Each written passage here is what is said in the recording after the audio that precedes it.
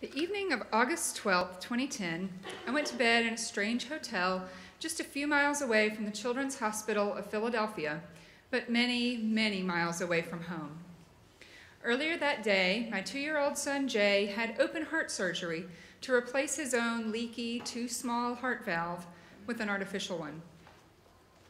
This particular surgery was so rare and so very risky in a small child that we had traveled hundreds of miles to one of the best pediatric surgeons in the world. Jay came through surgery like a champ. He woke up begging for chocolate milk and begging to go swimming. I had to say no to the swim, but I did manage to sneak just a sip of chocolate milk past the nurses guarding his door. I cried tears of joy because I thought my prayers had been answered. He had survived this risky surgery. But late that night, something went terribly wrong, and I got the middle of the night phone call that no parent ever wants to hear.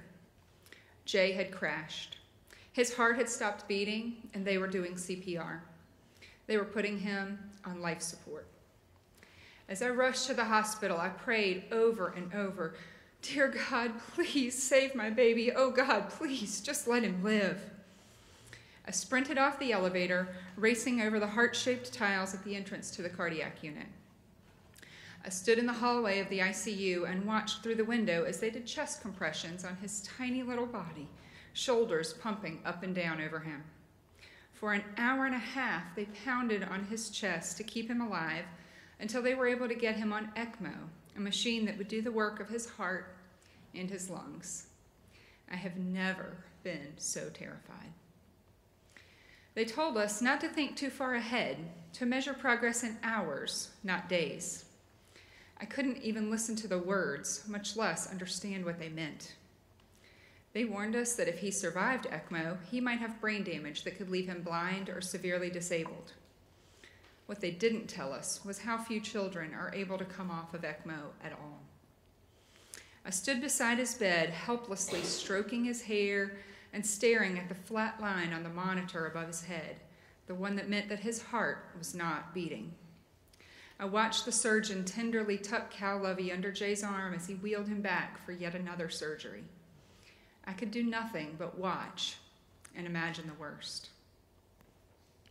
And then, after 7 heartbreakingly long days, his heart began beating on its own. He began to breathe on his own again.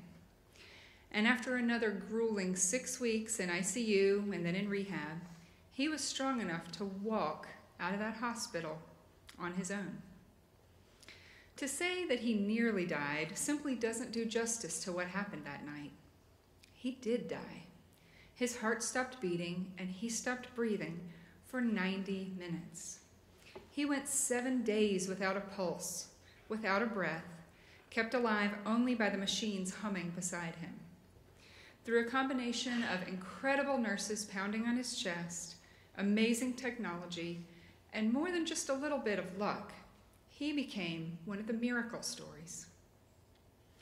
After seeing your child on life support, the natural response is to protect him from anything in life that could cause more pain.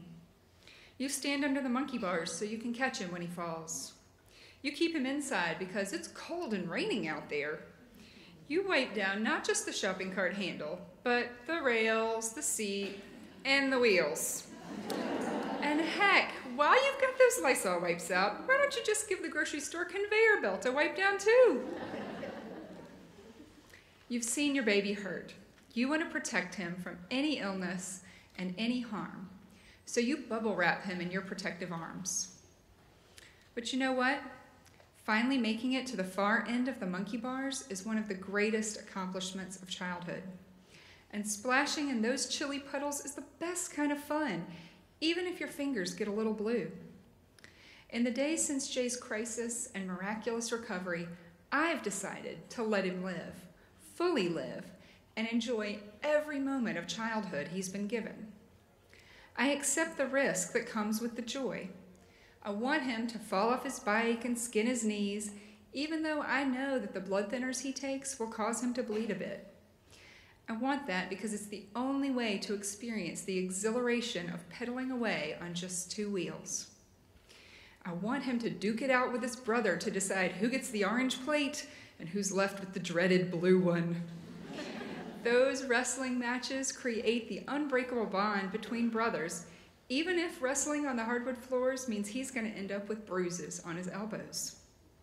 In those endless hours watching the machines do the work of his heart and his lungs, I begged and pleaded with God over and over to let him live. Now it is my turn, though I won't pretend that it's easy to let go of that desire to protect. However, I know that living, truly living fully, means risk. Because I saw that miracle, the least I can do is let him live, to let him enjoy this beautiful life that he's been given.